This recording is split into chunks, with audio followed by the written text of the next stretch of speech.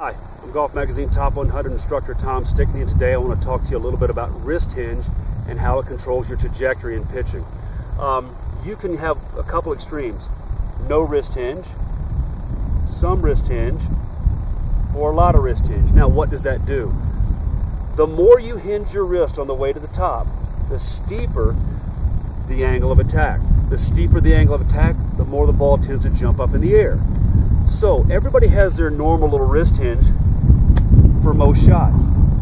But if the ball might be sitting down a little bit, like it's in this rough a little bit, and I have to really go down after it, or I want to get it up super high, I might hinge my wrist a little bit more effectively. So it jumps up and you can see that ball came out a little bit softer. Okay? If I have a long flowing type of pitch shot, I want to keep the ball a little bit lower, have it kind of come out a little bit flatter and tumble forward, I might use very little wrist hinge. Looks like this. So what happens is you have to figure out what wrist hinge is natural for you. Okay, and a lot of that deals with the greens you play more often than not. If the greens are elevated just a little bit, you'll probably have just a moderate little wrist hinge as you take it back. If the greens are more elevated, you're probably going to have a little bit more wrist hinge. If you grew up in Florida, where I did, greens are a little bit lower, not a lot of elevation, not a lot of wrist hinge.